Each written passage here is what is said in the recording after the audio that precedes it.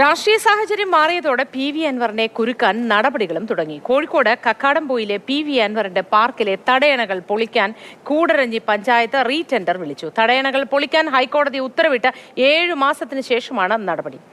കൂടുതൽ വിവരങ്ങളുമായി KV രാഹുൽ ചേരുന്നു. രാഹുൽ, ഇന്നലത്തെ പൊതുവേദിയിലും PV അൻവർ പറയുകയുണ്ടായി, എന്റെ പാർക്ക് സംബന്ധിച്ച ഫയൽ ഇപ്പോൾ മുഖ്യമന്ത്രിയുടെ മേശപ്പുറത്തുണ്ട്.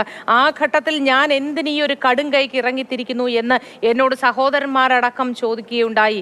എന്നിട്ടും ജനങ്ങൾക്ക് വേണ്ടിയാണ് ഞാൻ ഇത്രയും വില കൊടുത്ത്, അല്ലെങ്കിൽ എൻ്റെ കാര്യങ്ങളൊക്കെയും മറന്നുകൊണ്ട് ഞാൻ ഇറങ്ങുന്നത് എന്ന് പറയുകയുണ്ടായി. അതുകൊണ്ട് തന്നെ തീരുമാനങ്ങൾ വളരെ വേഗത്തിലായി അല്ലേ?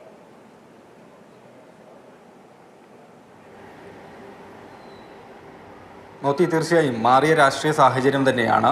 അതുകൊണ്ട് നടപടികൾക്ക് വേഗം കൂടുകയാണ്.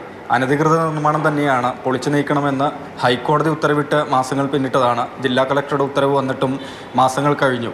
അങ്ങനെ നിന്ന നിർമ്മിതികളാണ് പൊളിച്ചു നീക്കുന്നതിന് റീടെൻഡർ ഇപ്പോൾ കൂടരഞ്ഞി പഞ്ചായത്ത് CPM നേതൃത്വത്തിലുള്ള ഭരണസമിതി തീരുമാനിച്ചിട്ടുള്ളത്. കാട്ടരുവി തടഞ്ഞുള്ള നിർമ്മാണങ്ങൾ പൊളിച്ചു നീക്കുന്നതിനുള്ള റീടെൻഡർ നടപടികളാണ് ആരംഭിച്ചിട്ടുള്ളത്.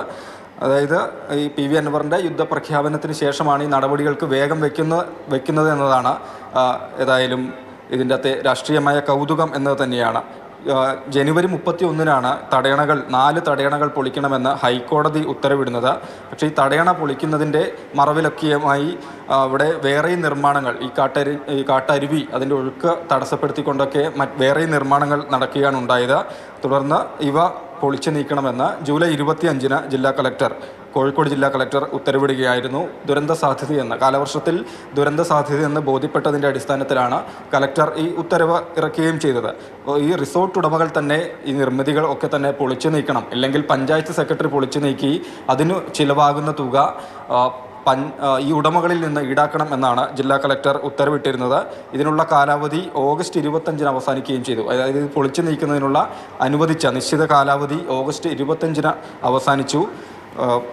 പക്ഷേ ഇത് ഉടമ പൊളിച്ചു നീക്കിയില്ല എന്ന് തന്നെയാണ്. പിന്നാലെ സെപ്റ്റംബർ 13-ന് പഞ്ചായത്ത് പൊളിച്ചു നീക്കുന്നതിന് ടെൻഡർ ക്ഷണിച്ചിരുന്നു. പക്ഷേ ആരും തന്നെ പങ്കെടുത്തില്ല എന്നതാണ്. ഇതോടുകൂടിയാണ് അടിയന്തര ഭരണസമിതി യോഗം ചേർന്നുകൊണ്ട് റീടെൻഡറിനുള്ള നടപടികൾ തുടങ്ങിയിട്ടുള്ളത്.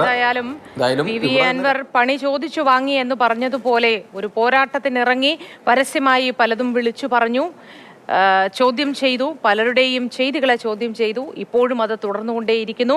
നിലപാടിൽ ഉറച്ച PV അൻവർ മുന്നോട്ട് പോകുമ്പോൾ ഒരു പ്രതികാരം പോലെ കരുതാമോ ഇത് എന്ന കാര്യത്തിലൊക്കെ ഇനിയും വ്യക്തത വരേണ്ടതുണ്ട്. ഏതായാലും നടപടി എത്രയും വേഗത്തിലായിരിക്കുന്നു എന്നതാണ് കാര്യം.